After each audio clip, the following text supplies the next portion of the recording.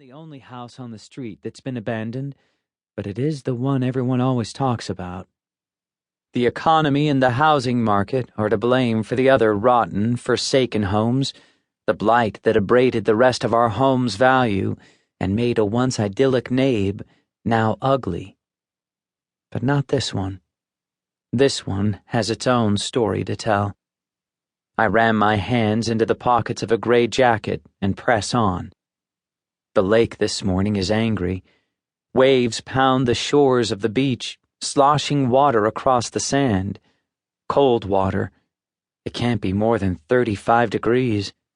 Warm enough that it hasn't thought to freeze, not yet anyway, not like last winter, when the lighthouse was plastered with ice, Lake Michigan's swell frozen mid-air, clinging to the edges of the wooden pier. But that was last winter.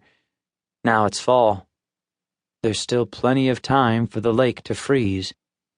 I walk a body length or two away from the lake so my shoes don't get wet, but still, they get wet. The water sprays sideways from the lake, the surf a solid 4 or 5 feet high. If it were summer, tourist season, the beach would be closed down, dangerous swimming conditions and rip currents to blame. But it's not summer. For now, the tourists are gone. The town is quiet, some of the shops closed until spring. The sky is dark. Sunrise comes late and sunset early these days. I peer upward. There are no stars. There is no moon. They're hidden beneath a mass of gray clouds. The seagulls are loud. They circle overhead, visible only in the swiveling glow from the lighthouse's lantern room. The wind whips through the air, upsetting the lake, making it hard for the gulls to fly. Not in a straight line, anyway. They float sideways. They flap their wings tenaciously and yet hover in place, going absolutely nowhere, like me. I pull my hood up over my head to keep the sand out of my hair and eyes. As I crisscross the park, heading away from the lake, I pass the old antique carousel. I stare into the inanimate eyes of a horse, a giraffe, a zebra, a sea serpent chariot where a half-dozen years ago I had my first kiss. Lee Forney, now a freshman at the University of Michigan, studying biophysics or molecular something or other, or so I heard. Lee isn't the only one who is gone. Nick Bauer and Adam Gott are gone too. Nick to Caltech and Adam to Wayne State, playing point guard for the basketball team.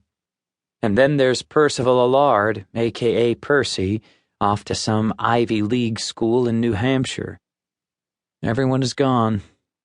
Everyone but me. "You're late," Pretty says, the sound of a bell overhead tattling on my overdue arrival. She stands at the register, counting dollar bills into the drawer. 12, 13, 14. She doesn't look up as I come in. Her hair is down, tight curls of silver rolling over the shoulders of a starched, no-nonsense blouse. She's the only one in the room who's allowed to have hair that is let down.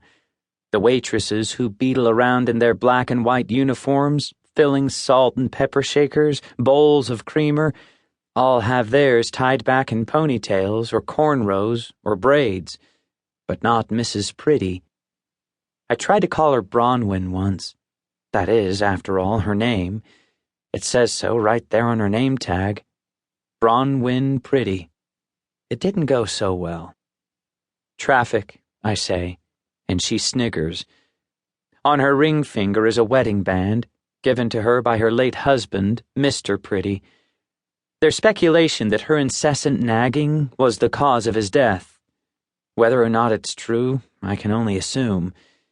She has a mole on her face, right there in the sallow folds of skin between the mouth and the nose, a raised mole, dark brown and perfectly round, which always sports a single gray hair.